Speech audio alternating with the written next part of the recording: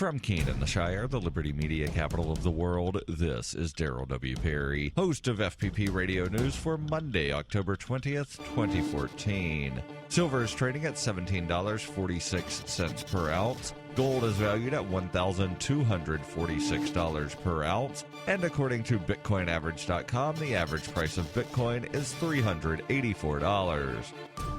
Antiwar.com reports a suicide bomber infiltrated the crowd at the entrance of a Shiite mosque during a funeral yesterday, detonating himself and killing at least 19 people, wounding 28 others. It is just the latest in a surge of suicide bombings in the last month, with the Islamic State forces drawing ever closer to the Iraqi capital and the escalating sectarian war bringing increased violence nationwide. Though the Islamic State has increasingly transitioned to a more traditional military in fighting against Iraq, it continues to have capabilities for carrying out large numbers of suicide attacks and has been doing so alongside the conflict. Though the Islamic State has yet to claim responsibility for the mosque attack, it is all but certainly them or one of their affiliates, as such groups are constantly carrying out attacks on Iraq's Shiite majority.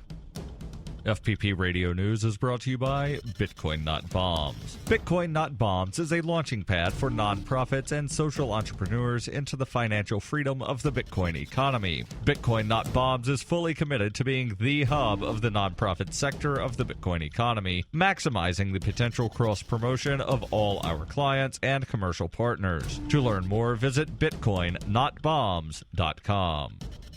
The New York Times reports North and South Korean troops exchanged gunfire across their tense border on Sunday, even as the South reaffirmed its desire to hold high-level talks with the North. A South Korean military spokesman, who spoke on the condition of anonymity, said 10 North Korean soldiers approached the military demarcation line just north of Seoul several times on Sunday, prompting South Korean border guards to broadcast warnings for them not to come any farther south. The last time the North Korean troops approached the line, around 5:40 p.m. on Sunday, South Korean troops fired warning shots, and that prompted a brief exchange of fire between guard posts on the two sides. No casualties were reported. The military demarcation line lies within the 2-mile demilitarized zone that bisects the Korean peninsula. The confrontation came 9 days after the two armies exchanged machine gun fire across the border after the North tried to shoot down large balloons carrying anti-North Korean propaganda leaflets that South Korean activists had released. Last Wednesday, top generals from South and North Korea met on their border, but fell to narrow differences over the balloons and other disputes that have kept both sides from improving relations. The North also accused South Korea's president of committing an unpardonable, political-motivated provocation after she urged the North to abandon its nuclear weapons program and improve human rights during a summit meeting of Asian and European leaders last week. Still, a senior secretary for Foreign Affairs told reporters on Sunday that the South hoped to hold high-level talks with the North as scheduled.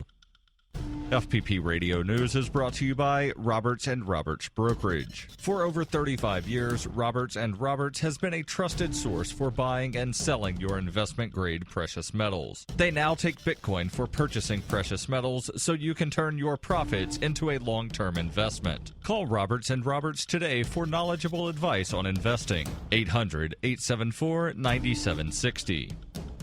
Reuters reports a deepening sense of impasse gripped Hong Kong as pro-democracy protests entered their fourth week, with the government having limited options to end the crisis and demonstrators increasingly willing to confront police. Dozens of people were reportedly injured in 2 nights of clashes that began late on Friday. 4 people were arrested early on Sunday. The area was calm early on Monday, although scores of protesters remained on the streets. Hopes of easing the worst political crisis in Hong Kong since Britain handed the freewheeling city back to China in 1997 rest on talks scheduled for Tuesday between the government and student protest leaders that will be broadcast live. But few are expecting any resolution given the two sides are poles apart on how the city will elect its next leader. Students want free elections, but China insists on screening candidates first. Hong Kong's Beijing-backed leader has said the city government was unwilling to compromise on China's restrictions, which were announced late in August.